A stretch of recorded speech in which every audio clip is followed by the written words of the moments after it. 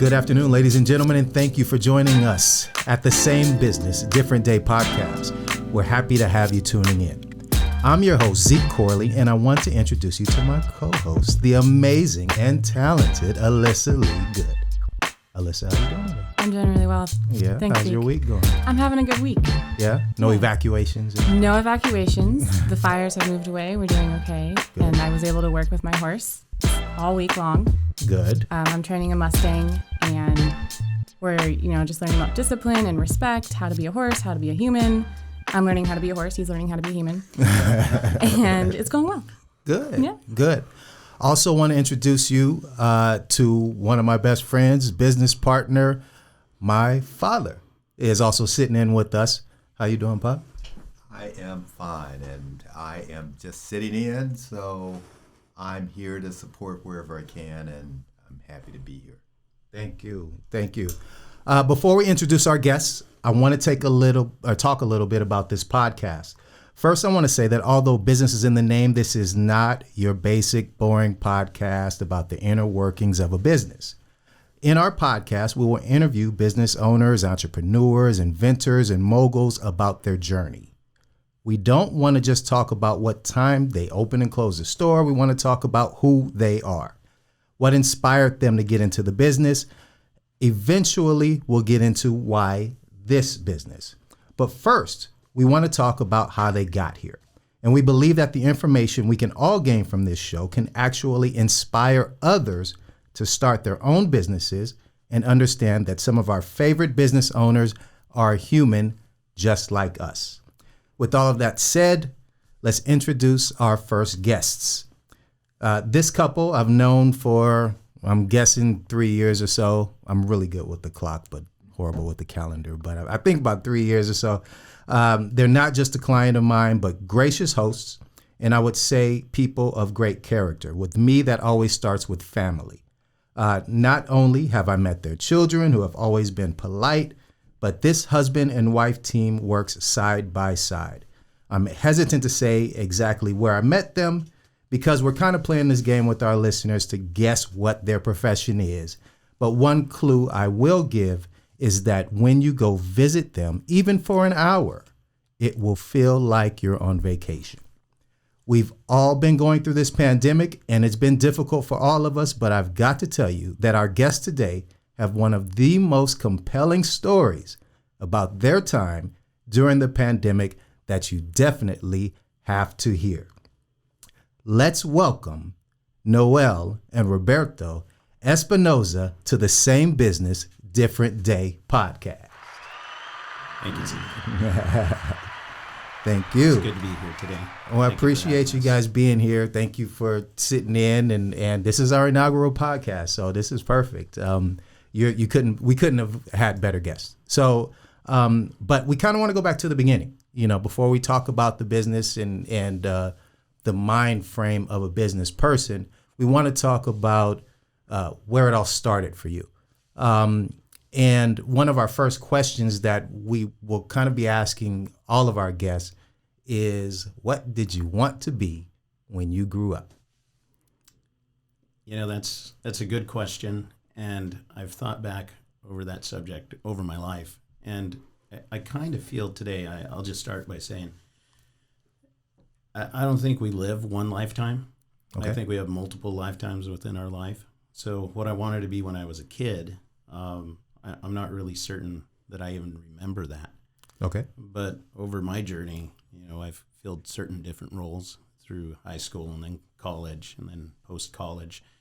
And in college, I studied microbiology, and Louis Pasteur, the kind of godfather of microbiology, he has a saying that's attributed to him that says, chance favors the prepared mind. So I think all you can do is prepare for chance items that come up. And if you see an opportunity, you kind of seize it. So maybe that's being opportunistic, but over my life, I've filled, like I said, different roles. But I think coming out of college, I thought I was going to be in research science. I ended up being in biopharmaceutical manufacturing, which is the other side of that business. Not coming up with novel compounds, but actually making them. And then I kind of parlayed the technology that I learned through that job into what we do today.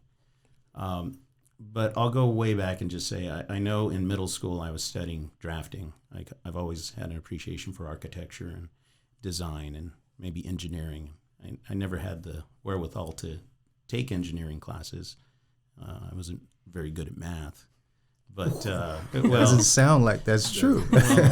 Applied math is different than getting good grades in math. Let's put it that way. Okay. So I think going back, I'd have to say maybe design, architecture, drawing, that type of stuff. Okay. What about you, Noelle? So I didn't set my sights quite so engineering minded, but I wanted to be a school bus driver. Oh, wow. Yeah. That's great. First person I met with a job, I think. But I think quickly changed after that. I became a fan of science in 10th grade, but that was always for me just a part-time gig, I guess, until I met until I knew what I wanted to be when I grew up, and that was a mom. I never thought I'd have a lifelong career other than mom. I wanted to be that Sunny D commercial mom. You know, be there when the kids come home and give them all snacks and, of course, host all the kids at my house and be that perfect mom, and then take them all to soccer on Saturdays and like soccer mom kind of thing. So that was always, and I think kind of I still have that dream of being that mom that is always there for the kids and just that was just always my priority. Something else was going to get me to that goal. I was going to work until I found that, but I didn't know. It didn't matter as much what that was, just so long as I achieved that goal. I think that's really interesting. This is Bill. This is not Zeke. But I do have a follow-up question. I want to know, because you guys are such an interesting couple, how did you meet? How did you know that he's the one and she's the one? We met at work. We were both working for a biotech company in Irvine, California. And I was doing mostly process development. Noelle was on the manufacturing development. Correct me if I'm wrong, something like that. And we just met in the hallways. We worked together. Our groups interacted. And I think it was one evening after work, she and another coworker invited me out for happy hour. And that's how we got to know each other. And, you know, there are rules against, or not maybe against, but rules for workplace, you know, associations. And I think we just liked each other and timing was right. I will go back and say that at one point Noelle said that she wanted to be a stay-at-home mom. And that was a good value for me. I grew up with my grandparents. My mom and dad weren't around when I was born. So my grandparents took me in and raised me. So a lot of my values are, you know, based on folks that were born in 1930. So old values, you know, save your money, that kind of stuff, really, really important. But somebody to be at home. My grandmother was always home when I got home from school. And there was something about being a kid growing up in that environment that if I ever thought about having a family, that's a value that I definitely, you know, would want to have in a wife and a partner. That's awesome. Where was that? Was that here in San Diego? No, I grew up in New Mexico, Albuquerque, in a rural area, not downtown. We lived on When we about met? 5 acres. Oh, I'm sorry. Where I grew up with my grandparents. I'll take an answer to both of that. Okay. Question. Well, that was the first answer. That's where I grew up. We met in Irvine, California. We had both taken a job with a company called Allergan. They are producers of Botox. That's one of their big products. That's the one that we were working on. So, yeah, we met after work one day. Well, we met at work, and then after work continued our relationship. And I don't know, you asked when you knew, and it was a kiss in the parking lot after work for me. Oh, so you were breaking the rules just immediately. No, the parking lot. It wasn't a rule. I'll be clear about that. Our company was cool about it. They didn't say you couldn't date. But there is an etiquette about it, right? You don't want to just date somebody and break up and then have to work with them. So you had to kind of be confident that the relationship was going somewhere before you just date somebody at work. Yeah, there is that. Yeah, sure. But it wasn't. I don't know when I knew it was, but when I knew, Yeah, I think it took a little while to figure out that I was ready to settle down. I was about 30, and it seemed like the right time. And the right person, for sure. And I don't know exactly when. Where'd you go to school, Noel? UCSD. You were in San Diego. And how about you, Roberto? New Mexico State. So you were okay. Yeah. So you really did just meet at work. How was the school process? I mean, what was college like? Were you were really thinking about going into the biotech industry? Did you ever consider that you would be a business owner one day? Were you looking into being an employee, or were you just still looking for a good wife? I was just looking to make a living. Yeah. And when I was in college academia seemed to be the thing. You continue doing research. Of course, you have advisors that are using you for your labor to produce work, that is valuable to the laboratory. So you get steered in that direction. Nobody ever tells you, well, once you graduate, go out and get a job. Sure. I kind of got into a little bit of a rut in college. After getting my bachelor's, I stayed on to work on a graduate program. And then before I finished, I took some time off and actually drove trucks cross country. My brother had an idea of maybe getting a handful of trucks and operating. It seemed to be something that he wanted to start. He was in internet technology, IT, out here in California. And I thought, well, the way to find out about that business is to learn it from the ground up. So I went and got a license for a commercial truck driver, and I drove for a company that was based out of Phoenix for about 9 months, just to write up a business plan. I guess maybe at that point in my life, I thought owning your own business was something that might be important, might be a good idea, because you have so much control, creative control. You're able to do the things that you believe are right, and hopefully make some money, of course. It turned out my prospectus wasn't favorable for that business. It's too tough to compete. It's difficult. You need high levels of insurance. You need to find good people. They're hard to find. So we didn't do that deal. And then I ended up coming out here. Again, in my brother's in the city of Orange. And I stayed with him for a little bit and looked for work with my degree. I thought, okay, well, I have this bachelor's in microbiology. Let me see what I can find. And I found a job at Allergan. That's kind of how it all ties together. Okay. But in college, I didn't know really, even at that point, what I wanted to be. Okay. And then when I got into working in biotech at Allergan, I realized, there is all of this that can be done. And I'd never considered what we call little r, big D, big D development, the business side of biotech and where the money's at. And that really at that point in time became interesting to me, to see that manufacturing and producing biologicals was an important thing. Okay. In keeping with our theme, we're still not going to expose what your business is at this point, but I want to know, based on your trucking experience, I mean, the way that you went into the trucking business, you went into it full 100%. Is that the way you approached going into the business that you happen to be in now?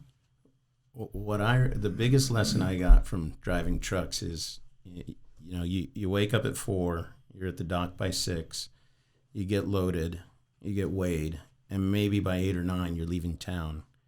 That's when you start your driver's log and you can drive for 10 hours. So 10 hours later, I'm thinking, man, imagine how much lab work I could have gotten done in the last 16 hours. Huh. And it made me realize you can be dedicated to a particular career or whatever it is, but if you apply yourself and have that focus, and I think that's what truck driving gave me, was focus and the realization that, very good people can move that material. But if you have any sort of background in technology and you can apply it for that amount of time, you can be successful in that too. And it was a good reset for me. I think that I still have that mentality of, if we run into a problem or if we need to generate more revenue or we need to make more product, whatever it is, all I can do is go to work. And as long as I'm healthy, get up early when you need to, stay up late when you need to, focus and make something happen. Be somebody, I guess, is another way to say it. That's interesting. Now, Noel, would you say that your approach to business would be pretty much based on his approach, or how do you differ from him in terms of making this business work? Okay, I appreciate that you put me in a co-role because I think that's where we're sitting side by side, but I defer business decisions to Roberto. I trust him to do that. I'm in a support role, and my priority is to the family and the kids. So I don't ever think of myself as a business owner, I guess. It's never been something I've been suited for.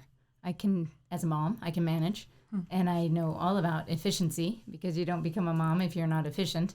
But in terms of how do I run the business in terms of committing 100% or pulling back resources from one thing to put them toward another, I don't make those decisions. I trust Roberto to make the right decisions when it comes to a successful business. Okay. I will say that Noel is a balance for me in the business because maybe I have kind of wild and crazy ideas sometimes, or I say, we ought to be doing this. And she'll maybe just make a comment that makes me rethink that, and there are days when we'll have a discussion and she'll say, I thought you were going to do that other thing.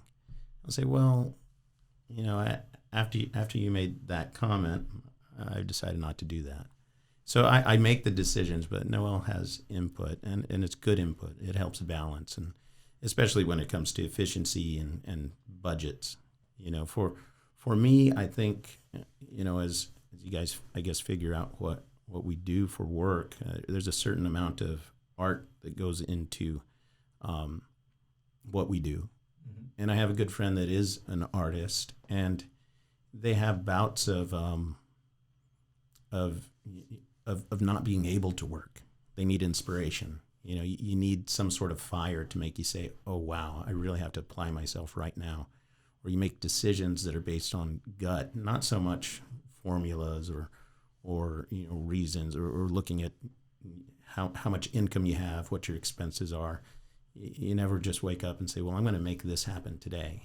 There's a certain amount of inspiration that comes in our business, and it might be something that somebody says at our location. It might be something that we see printed on the internet, about what we do or our products. And that sometimes needs to happen for that motivation to be there. We don't have bosses, and we are our own boss. So,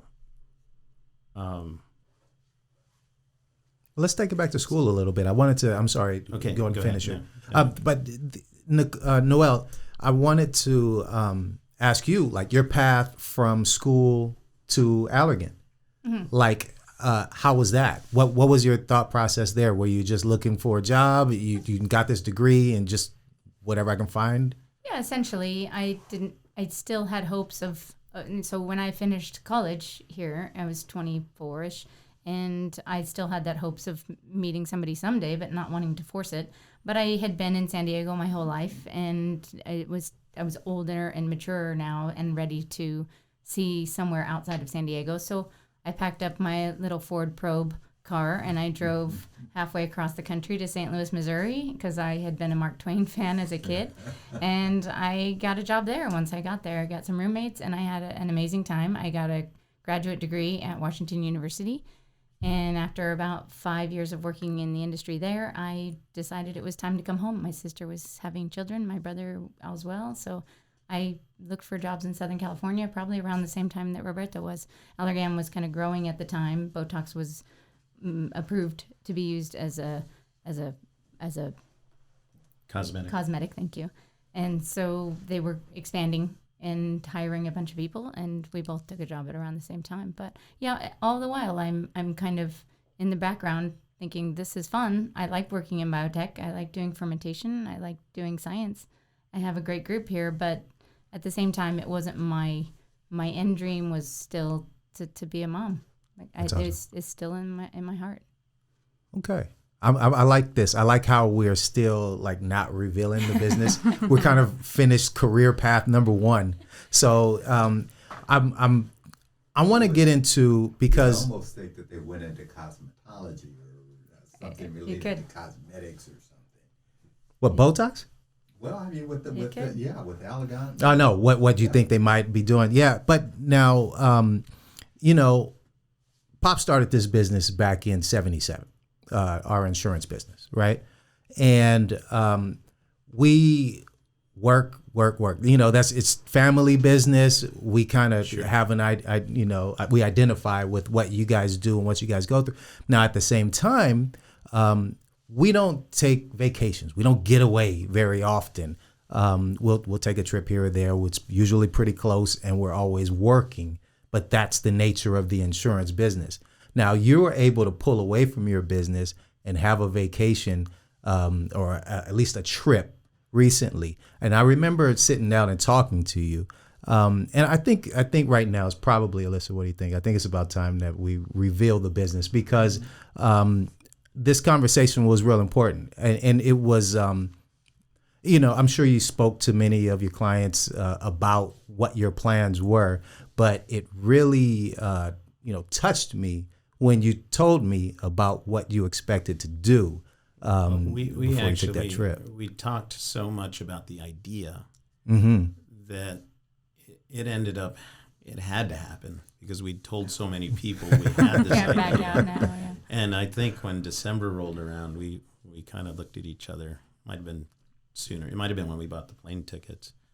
But we said, are we really going to do this? Is this really a smart thing to do? But we'd already had momentum in place and we had plans. So, yeah, we ended up doing it. Let's do it. Yeah, There's a conversation you remember with us? Oh, yeah. I had a conversation. I think it was with Roberto. And what do you remember about that? let me go to this first. What I'm going to do is we're going to go ahead and reveal what the business is. And then we're going to talk about that vacation or that trip, because one piece that I remember from it still reveals what the business is. So I want to give it a proper, intro to who you guys are and what you guys do. The Espinosas are the owners of Espinosa Vineyards. Roberto is not just a winemaker, but one of the premier winemakers in California. And he's also a mentor to other winemakers. Their boutique winery, is a vacation in itself. Started in 2007, a visit to this winery will not only get you nice wines, but great conversation. How often do you get the owners of a business asking your name and really taking the time to ask about you? All the while educating you on their process, their business, and what you're drinking. Visiting their winery is truly an incomparable experience, and I encourage everyone listening to make sure that they get there. So, I want to, yes, absolutely, and Where is this winery at? it's in Escondido. Well, you guys can tell us a little bit about the winery and where it is. We're located in Escondido, in a neighborhood called Highland Valley. There's a road that goes from the 15 in Pomerado all the way out to Ramona called Highland Valley Road. But there's a portion of that street, that road, that is what's known as the Highland Valley. And it's kind of a little watershed that exists about 500 feet above the San Pasqual Valley. And in that neighborhood, grapes have been grown, as far as we can tell, based on historical records, as early as the late 1800s. Wow. On the property, there was a winery that was built probably in the 30s. It existed probably through the 50s.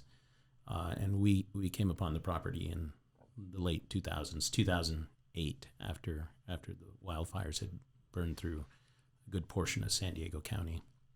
But our location, we make wine on site. We live on site.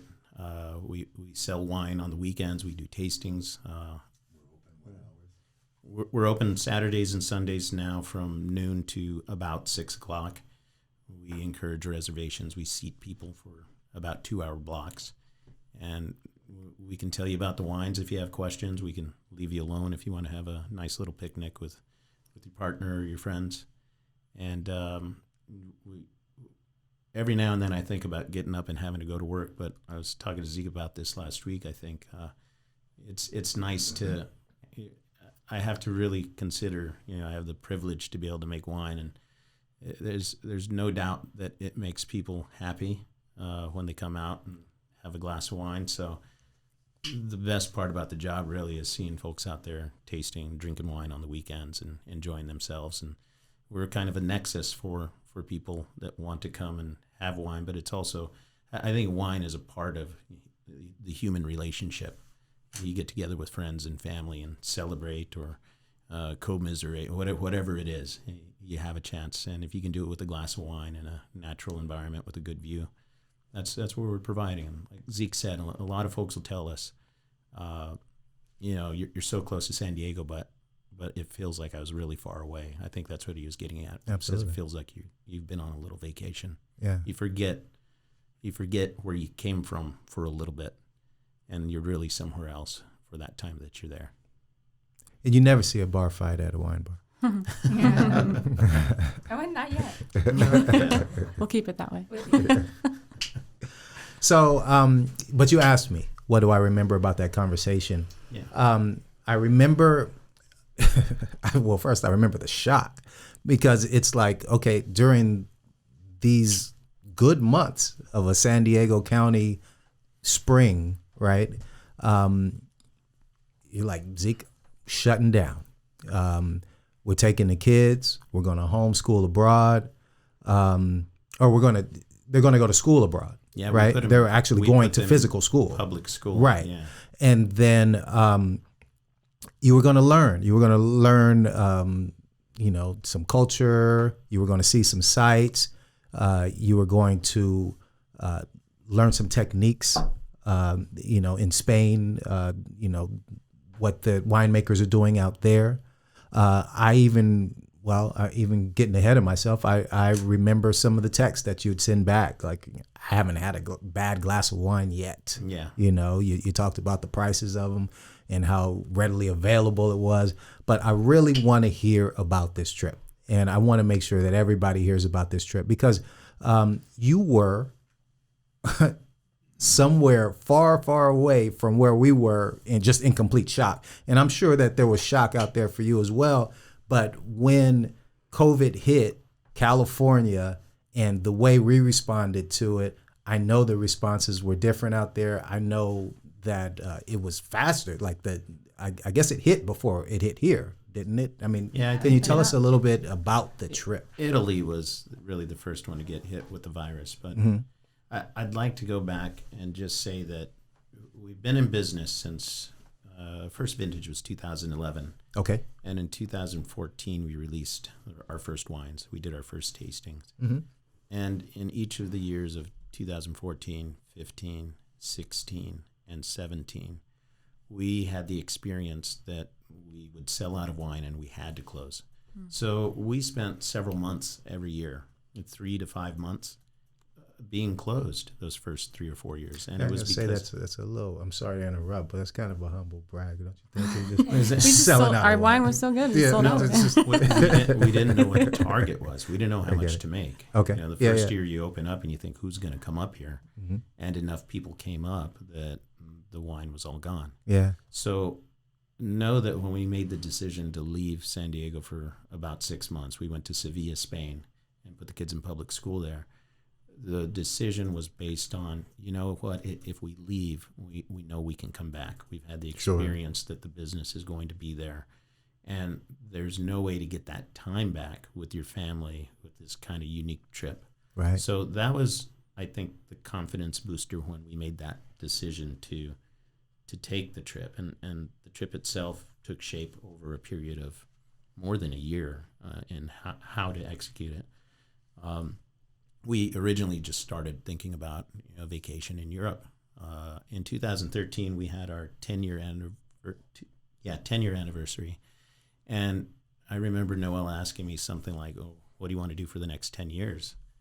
And I said, well, in 2023, the kids are going to be 14, 16, and 18. We should probably focus on family time and taking trips. You know, you got to take one trip to the East Coast. You got to take a trip to the Pacific Northwest, maybe one, you know, the Caribbean, South America, something like that, and one to Europe. So we're in year 7 of those 10 years. And, you know, if you didn't make it happen now, I don't know when you do. And it started out as maybe 30 days, and then it creeped up to 45, and then you say, well, what cities do you want to see? And the thought process, we were discussing it. I remember discussing it at a place where we were waiting for friends. We were having some tapas and some drinks. And one of the waiters was Spanish, and he said, well, why don't you just move there? It's cheap. That's what I remember. Noelle remembers it a little bit differently, I think. In Michigan. In hindsight, maybe we came up with the ideas simultaneously because we're in a Spanish bar, and I'm looking at the posters, and I'm thinking one day we ought to live in Spain. And I hadn't been thinking so much one day in the next 2 years. I was thinking one day in the next 30 years. And I think simultaneously, Roberto's having a conversation in Spanish with the Spanish bartender, and I'm not part of that. So we both kind of at the same time have this moment of saying it'd be great to live in Spain for a while. Yeah, and I think the thoughts were we couldn't. Well, maybe we could.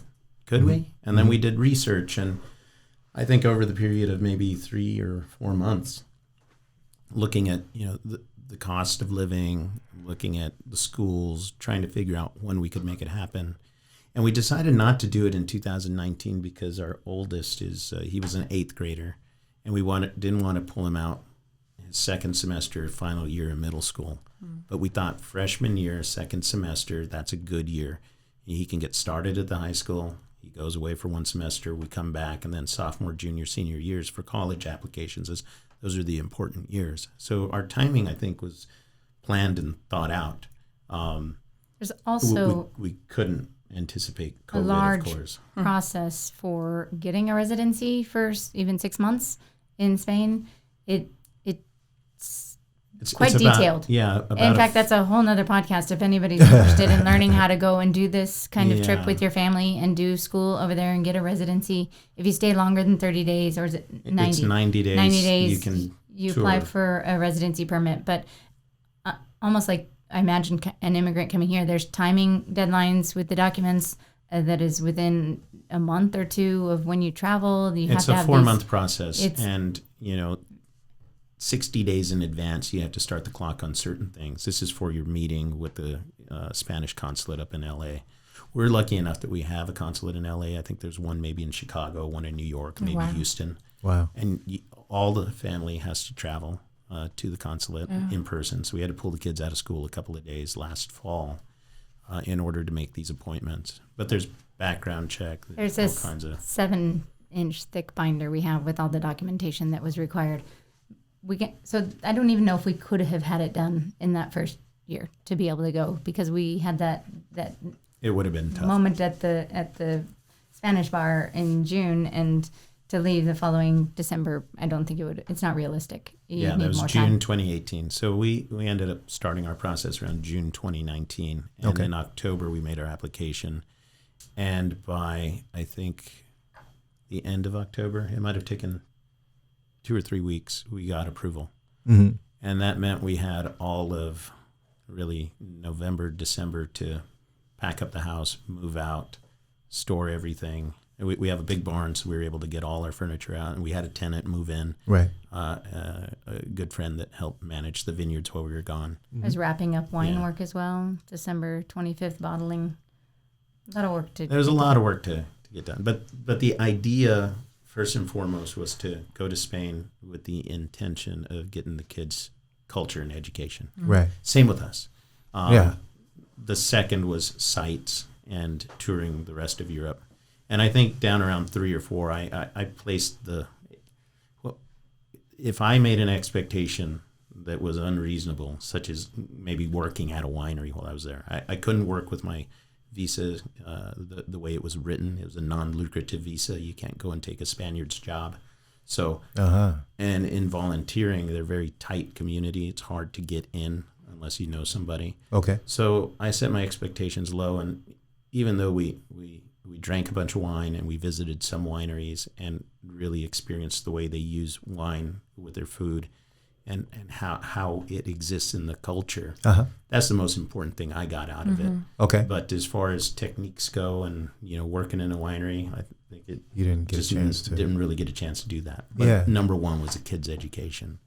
Bringing So- back those techniques might have been a big deal, though. I mean, how it's, like you said, used within the culture. That's pretty cool. Yeah, well, the thing about wine in, I think, California and maybe even in places like Bordeaux or Burgundy, I think the perception is that it's a luxury item, that it is something that, is for refined dinners.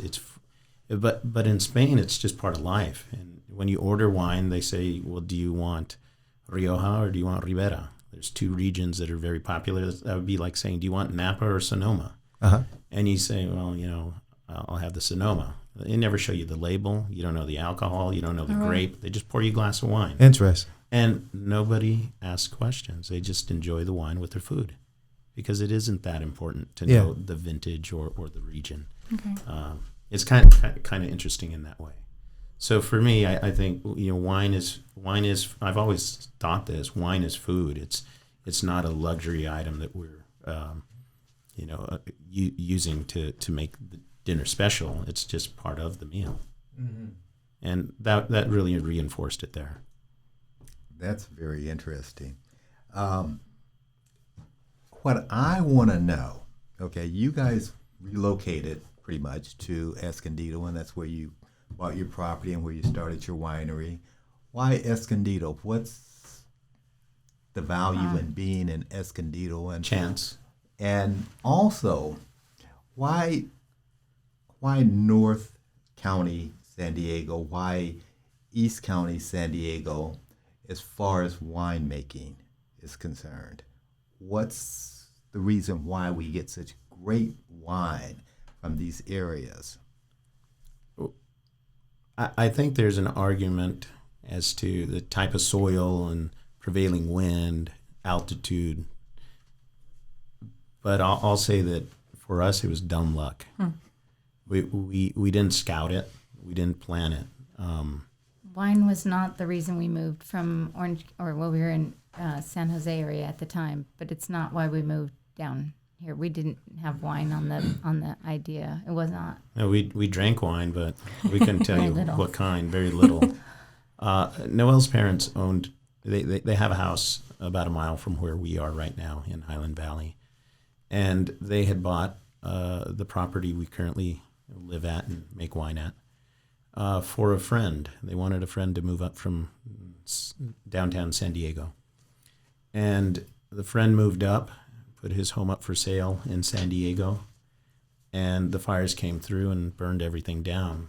He went back to his home in San Diego, and my in-laws, Noelle's parents, were left with the property. They lost their home in that fire as well. So we came from the Bay Area to help them rebuild. It was just really, trying to help out a family that was down. So long story short, we decided during the rebuild process on the property that we're at to plant a vineyard for looks. There was one winery in the neighborhood at the time, just up the way, and we liked the idea. We liked how the grapes looked, and we thought it might be a selling feature when we decided to put the house on the market.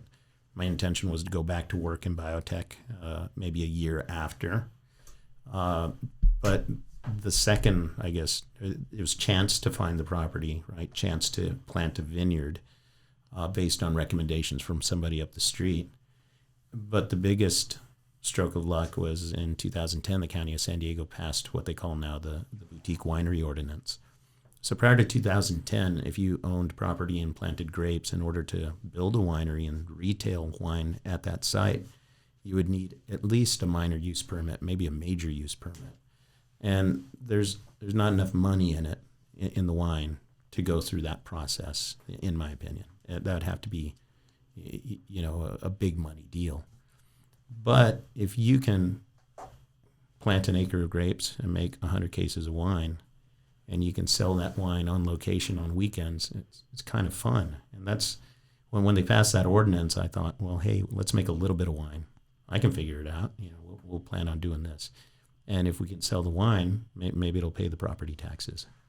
But my intention was always to go back to work in some sort of function, back in biotech or something like that. That's interesting also.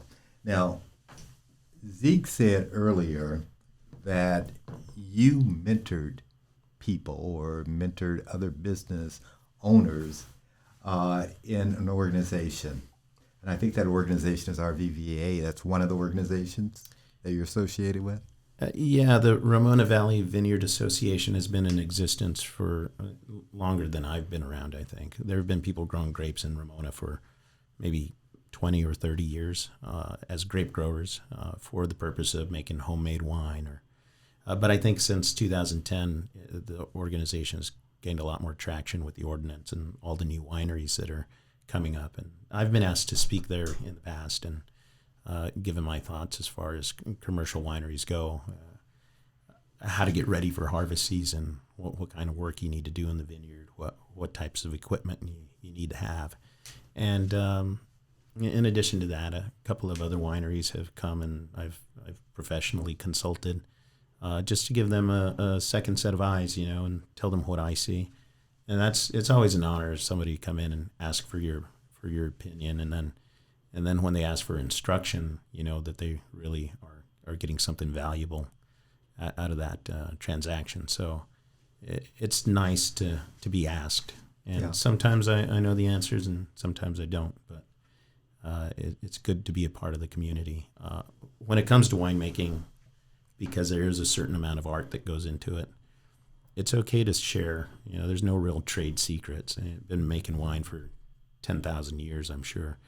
And if you can pay attention to the fruit, and pay attention to your process, and really get to know your wine, it's very difficult for someone else to make the exact same wine and compete against you, even if they had the same grapes from the same vineyard. So I think that knowledge that maybe I've gained over the years in sharing it, if somebody down the street makes good wine and I can help them, it's better for my neighborhood. So that sense of community there too is important. I want to ask, bring it back to your time in Spain, because you went through a long period of planning it out, working with your kids. Your kids were obviously the main focus of the whole thing, but you had an experience planned and then COVID hits. I mean, obviously it changed things for you. I hope the experience just became different, but, just talk us through that. What happened? Right. So at first, like here probably, we all thought it was going to be 2 weeks, and then Easter was coming up. So I thought, well, the kids will just miss 2 weeks of school and maybe they can still go to their 6th grade camp and their field trips and everything will get back to normal here in mid-April.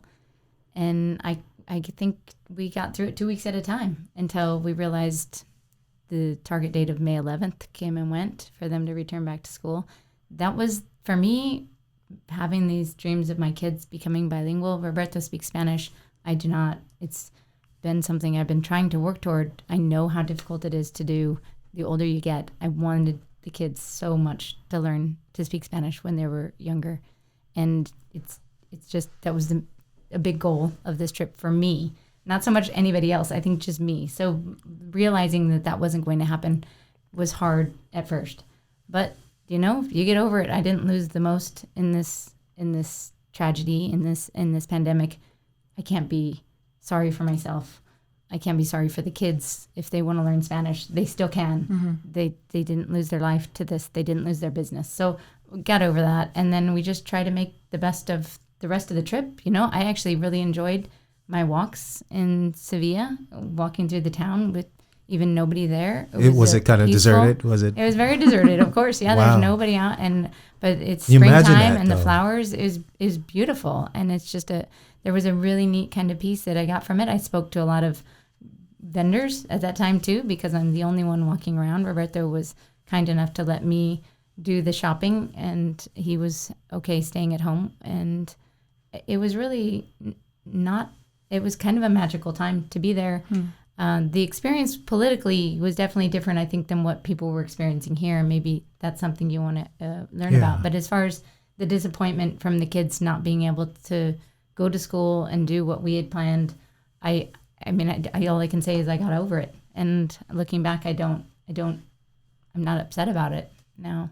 You know? Yeah, the Spanish, while we were there, they said right now it's complicated in the whole world, right? And even though the government had a more severe lockdown, shutdown there than I think we've had here in America,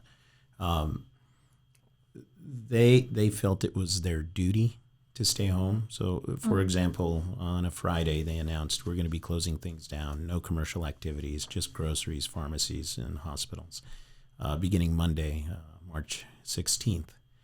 So we thought, well, we have this weekend to get out. Let's go to the mountains, a little south of here, and we'll go for a hike, and we'll check out the little towns down there.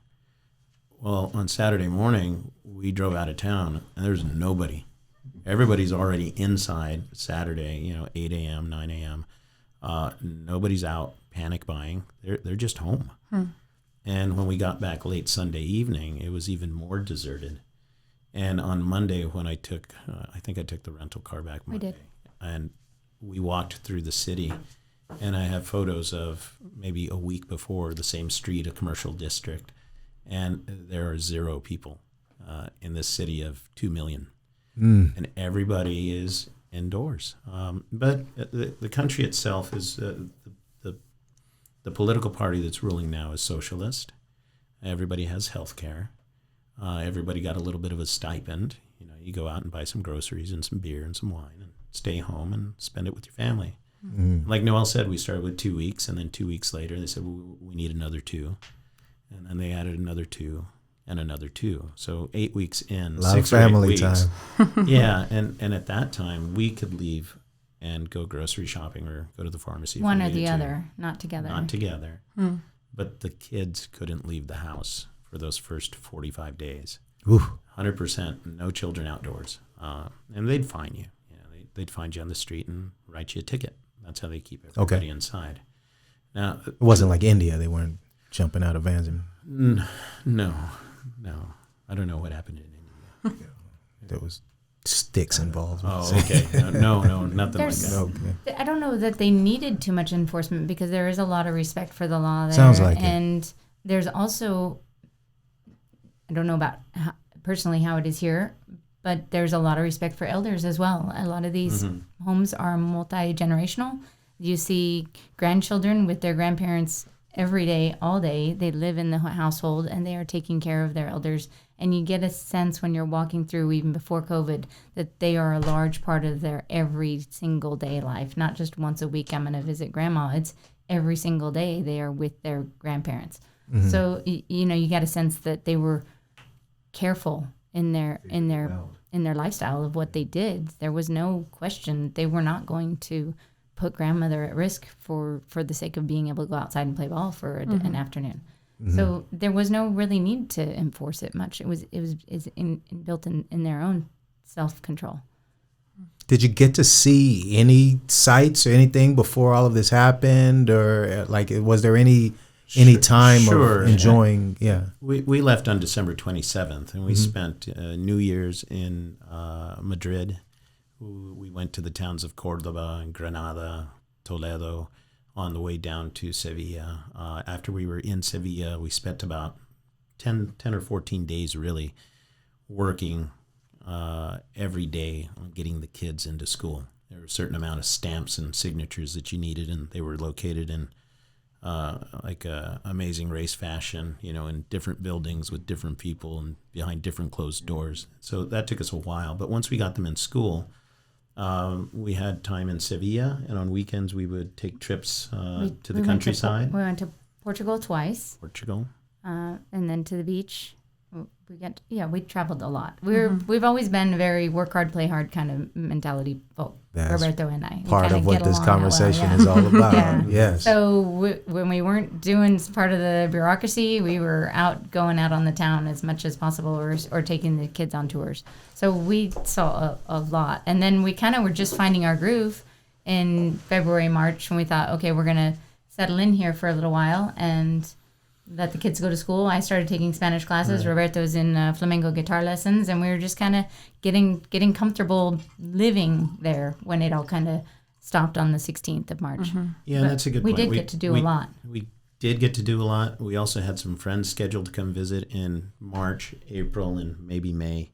So some of the activities we had planned for those months, we didn't hurry up and try to get them done in February and March. Right. We thought, we'll go to the Alhambra in Granada, in April when Noel's mom was going to come visit. Yeah. So when everything got shut down, we did miss some of those things. If you take 6 months and multiply it by the number of weeks in each month, I figured we had 24 weekends about. Okay. And then if you get rid of maybe a third of them for things that are local, we really have 16 places we can go. And that's kind of how, week to week or month to month, you space things out because you can't do it all at once. Mm-hmm. You don't want to get burned out. And you need to have some time to recover in between those little trips. So what we ended up doing is after lockdown let up and we were able to travel within our larger province again, the 3 or 4 items we wanted to get done in Andalusia, we got them done in 6 days instead of spreading them out over 6 weeks. Same thing at the end of the trip when, starting July 1st, the European Union opened up and we traveled from Sevilla to Rome, and we were able to get through a good part of central and northern Italy and then into France. We spent time on the French Riviera and then in Avignon in wine country, in Provence. And then we headed back to Sevilla before we finally came back home. Wow. So it was kind of that last 6 weeks, we must have spent 5 of them traveling, maybe 4. Is it like a mad dash? It's just like we're outside? Kind of. But it was the freedom that we had at that time and the ease in getting around with very, very light crowds. There were no tourists. There were national tourists, so people in Italy that were touring, like say the Colosseum in Rome. Everybody was speaking Italian. There were no real foreigners. Wow. There were a few military guys there, maybe from the Navy, that were local, that were speaking English. But it's one of those things where even though we were affected for those 2 months and it kind of took time away, we were still living in Spain and shopping at the grocery store, eating the food, drinking the wine. We just weren't visiting the sites. We weren't having that same kind of connection with the community that we had when everything was open. Okay. But before and after, definitely good interaction with the folks in Spain. Let's talk about coming back. Now, before that, let's at least, because you guys have like an Instagram where you've kind of just documented all of this, right? Yeah, we do. That's one of the things I really appreciated because, you told people you were going and we were excited for you. We're like, send us pictures, and you couldn't possibly send everybody pictures. Yeah, and we have an email list. There's probably at least a couple thousand people on it, and we didn't want to bombard them with updates every month. So we said, hey, if you guys want to follow what we're doing, we have this other Instagram account that's just about travels. I'm still updating it today because we took maybe about 10,000 pictures over our trip there. And even though we would post every few days or at least weekly, we're doing like Throwback Thursdays and that time we were in, and photos that maybe we haven't posted before. So the account on Instagram is at Espinosa 5 in Spain, and 5 is the number 5. And if you go there, you can kind of see our progress from Madrid to Sevilla, then all around Portugal, southern Spain, central and eastern Spain. Now, you know better than I, but is it important to note that Espinosa is with an S? Yeah, that's a good question. Espinosa is with 2 S's, right. Espinosa. Right. 5 in Spain. Yeah. On Instagram. Yeah. It's a great Instagram page. I follow it myself, It's fun. Thanks. It really shows your experience, and even with COVID, that you guys had a good time. So If you notice, though, the kids in January and February, they'll smile for the camera, and then in May, June, and July, you basically see them walking away from me. They've had enough time. Yeah, they've had enough photos, So how difficult was the adjustment coming back? Not difficult to come back. I mean, you definitely had to quarantine for a while. I remember you saying that you stayed. Yeah, you did that. On arrival, the folks at the airport say, go home 2 weeks, don't go out. We were coming from a place that had kind of already been through their peak, and they had gone back down to relatively low levels. So our biggest concern while we were traveling that last month was, don't get sick. Maybe we won't be able to get onto the plane to be able to come home.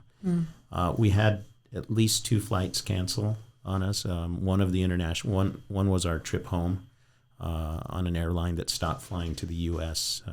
In July. And we were able to find another one, but it was quite a bit more expensive. I think the airlines, two airlines still have our money. They haven't given refunds. But they offer vouchers, and you got to go back. And, you want your money. We'd like to get the money back.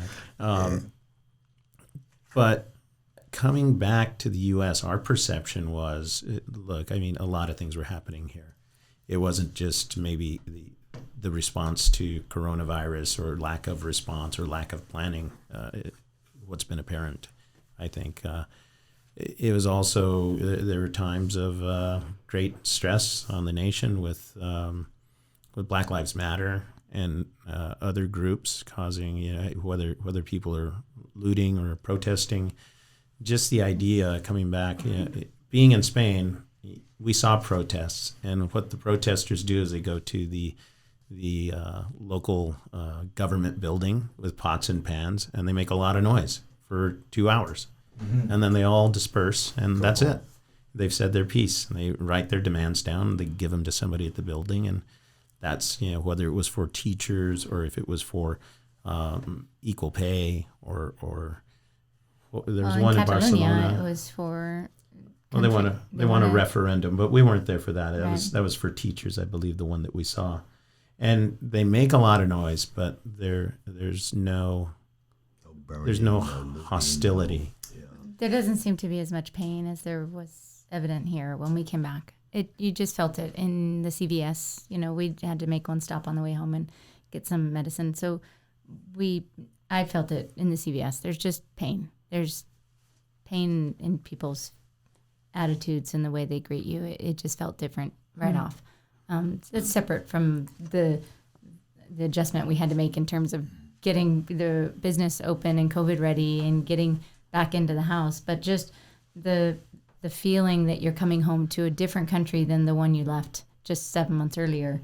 You definitely felt it. It's a whole new world. That's a big part of your story. Yeah. Which I'm going to bring it back to same business, different day. What's different now in terms of your business operation than before COVID set in, before the trip? What would you say? And what would you say to someone who's interested in starting a business today? Sure. Whether it's a business like your business or any other type of business. Would you encourage? Would you discourage? Would you give them advice that you gave to yourself when you thought about going into the trucking business, as opposed to what you say landed in the business that you're in today? What would you say to that person? Well, the one thing I'd say for us, we're really fortunate that our business model through COVID, post-COVID, hasn't changed too much. We have certain restrictions and we have some precautions that we make, but essentially we're serving wine in a very similar environment that we were doing it in before COVID. We're in an outdoor space that people feel is very safe. We have to wear masks. We have to use hand sanitizer, certain precautions that we take. But I think once our guests are seated at that table, looking at the view and drinking their wine, the experience isn't that much different than it would have been a year ago. The difference, I think, is the intermingling of guests that maybe don't know each other. And you can see people kind of taking wide berths, walking a little far from other folks. But because of our setup, that hasn't changed too much. And that's been really good. The other thing I think that's maybe helped prop up businesses like ours and the other wineries that are out in the country is people want to escape and go out, and maybe they don't want to sit in a parking lot at a restaurant that's transitioned to outdoor seating that wasn't really built for that. But if they come to our place, they kind of feel like it is a little bit normal. So we've had quite a few new customers, not just returning customers, people that are looking for our type of venue. But going beyond that and addressing the question about what type of advice we might give to somebody that might want to start up, whether it's our business or any other business, it's the one thing I can say is, as far as, I guess, credit goes or borrowing money, you need to have a business plan. You should. The way we built the business was cash out of pocket, no loans, no debt. And it's been hard at times because you take the money that you earn and you put it back into the business. But we don't really have a payment we have to make. We don't have investors. I'd be very careful about taking on a partner in any business. I'd say, you try to do it on your own. And if that means you have to work another 2 or 5 years in your other job to save up and get started, that works for us. And we can now, at this point, I think comfortably say, we can shut down for 6 months or a year and we can survive that. And I anticipate this winter is going to be very interesting because if we have rains and we can't serve outside, what are you going to do then? You got to count that there may be another half year lost revenue over the next 4 quarters. So we're prepared for that. Maybe it's not a good time to start a business. I think it would depend on an individual's position and what they want to come up with. What the product is, for sure. Yeah. If there's a product that can capitalize on the current situation, Sure. Maybe that's the business. What do businesses need? Maybe what I just said is important. Maybe all the wineries out there need a vendor to come out with covers, to provide outdoor seating for winter tastings. Right. And maybe somebody can meet that need if the wineries can't do it on their own, whether it's rental or maybe it's some sort of purchase program or something like that, or some sort of expert, right, in creating outdoor spaces. Business never stops. Somebody can come up with those solutions and help people, and that might make sense. Sure. When somebody says, I don't want to spend $8,000 or $10,000 on outdoor furniture and a patio cover. Somebody said, we'll just put you on a monthly plan. We'll just rent it out to you. We never expected face masks and sanitizers to be the top of the list, right? Right. So as we're getting close to the end here, we have a segment that Alyssa has it now. Alyssa, well, you can tell them about what you're studying now and how we get to this segment here. So I'm currently taking classes with SDSU, all about public relations, hospitality, and my focus is event planning. And so I thought, and Zeke had the same thought of, what happens when you take the schooling and put it into reality. So essentially, I'm just, pulling from my notes and I want to ask a question, just in general. This one's about branding. And so in class, they're saying how important branding is. It's all about who you are. This is what your client is coming in. This is how they're going to remember you. And I thought, you're Espinosa Vineyards. You used your last name. Mm-hmm. Obviously, it's important to you. It's literally who you are. So how did that affect your business? How does it affect when you're talking to people about it? How do you explain it? And why did you decide, let's go with our name. Let's use our name as our title? We tried to come up with some clever names. And what were some of the early ones? What were the early ones? The very first one that I can remember was Not Bad. We had made some wine and given it to friends, and they said, hey, that's not bad. And we heard that a lot. Okay. I think people were expecting much less of us.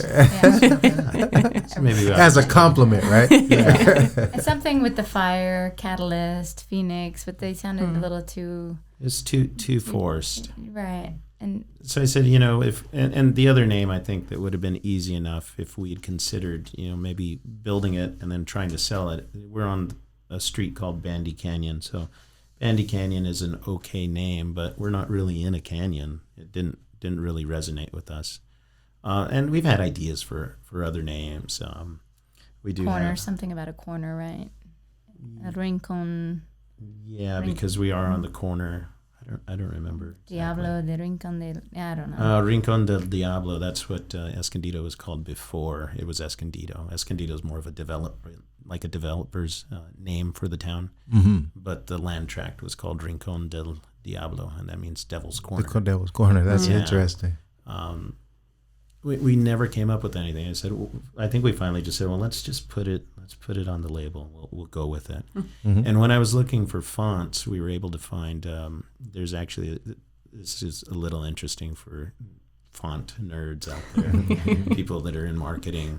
The font that we use it's a digital recreation of a font that was created by a punch cutter. A punch cutter is somebody who chisels into wood or metal for embossing and printing.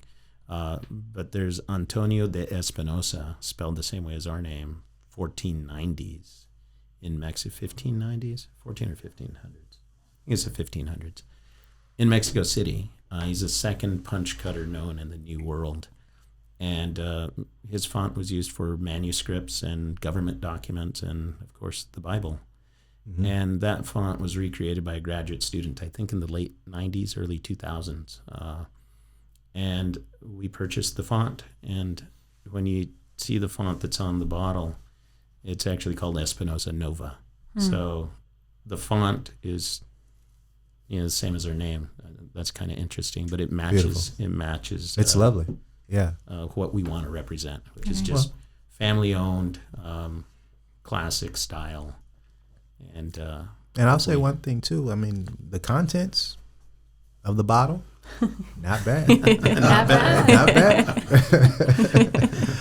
bad. That's cool because that comes right after the good business advice that you were giving to a younger self or younger folks. And she's learned so much in school, and it's very important to discuss that process. You're learning stuff from a book, but then how does it become practical? Can you use this in everyday business? Some can, some can't. Yeah. How does it get tweaked and all? So I love that segment. The last segment that I want to present is kind of just like a dive into information that we've either found on the internet, or I've got it through information and conversations with you, or text. And this one is a text. You sent it to me, and what you said was, I am learning that slowing life down is good. Exercise of your mind, body, and senses is priceless. In parentheses, while you still have them. Yeah. And I'd ask you to expand on that a little bit. It's not bad. Are you feeling older? It's wise. Yeah. Sounds like something that should be inside of a book that has that Espinosa font on it. Well, and I think probably I wrote that while we were in lockdown. Absolutely. In Spain. Uh-huh. And my thoughts at that time were, if we're not at home making the wine better, the instrument that you use for that, whether it's your nose or your palate, or it's your back, your muscles, as you're physically making the wine. You got to keep all that in tune so that you can keep doing that job. I think that as you get older, you can't lift as heavy. Maybe your sniffer doesn't work as well. Yeah. And while you have it, you do your best. And even as those senses diminish or your strength diminishes, maybe you have a plan. Maybe we have some kids that want to help us out as we get older to continue doing what we're doing. But I think the point there is, you gotta take care of your health first in order to do the best job you can. And I think that's what I was trying to get across at the time. I might have actually just been, in the back of the apartment, counting the days to get out. A little bit more insightful. It's a little self-motivating text. You may have had right? a More good for glass his own of wine benefit. also. I could have, maybe. I really like the idea of slowing life down is good. I feel like probably every time we go to work, it's like, I got to get this done. I have to get that done. And definitely abroad, I hope that you guys had that experience of slowing down. Life is good. Let's appreciate what we have. Let's appreciate our family. I hope everybody got a little bit of that this year. Mm-hmm. A little bit of appreciating family for sure, because you're together so much now, and definitely slowing down. Yeah. Yeah, for the Learning people how out to there that have appreciate had that. a commute for the last 20 years, Yeah. and they're on the road an hour a day, and now they're working at home maybe 4 or even 5 days a week. How special is that? Yeah, And, different stresses, I'm sure. But and I guess you the gotta question would appreciate be, what are you doing with that hour? Are you working for the company, or are you procrastinating? Are you getting a little bit more rest? Or maybe you have an hour commute each way. Are you using those 2 hours to become better at anything? Maybe it's crossword puzzles or exercise or Yeah. playing with your kids or I love that. all the Yeah, important find your stuff. own But peace of What are you mind. doing with that hour? yeah, That's awesome. it's important to be mindful, because if you just spend another hour browsing Instagram, maybe it's not the best use of your time. Right. You gotta set some limits. Mm-hmm. Yeah. Yeah. Okay, so let's wrap it up. As I said throughout, part of our goal was to talk to our future CEOs. That's kind of, what we wanted to do here. We wanted to talk to people who were really considering starting a business, not realizing that others that own businesses have gone through the same things, are living the same lives as them. They're human just like them. And we want to talk to them and let them know that we're just like them. At some point of their life, we were just like them. So I think that you two were able to accomplish that today, and I'm very grateful to have you guys as our first guest. Thank you. Thank you It's very been our much pleasure. for being Thank here. you. Yeah, thank you so much. Is there anything else that you guys want to tell the listeners about your winery, when they should come visit you, how to visit you? Saturdays and Sundays, I can go back to this again. Saturdays, Sundays from noon to about 6. Reservations are not required, but we're taking them. If you want a little break from your situation and want to come up and visit us, we'd love to see you. We'd love to show you our wines. Well, some folks ask if we have food. So you are welcome to bring food, and pets are okay, kids are okay. All right. So Noel and Roberto are the owners of Espinosa Vineyards, located at 15360 Bandy Canyon Road in Escondido, California. As they said, they're open Saturday and Sunday from 12 to about 6. Seating is limited. You can make a reservation at www.espinosavineyards.com. You can find them on Facebook at Espinosa Vineyards, on Instagram also at Espinosa Vineyards, and on Twitter at ESP Wines. Thanks, Roberto. Thanks, Yeah, Noel. thank you guys. Thank you Yeah. guys very Pleasure. much. Thank you. We appreciate it. That was awesome.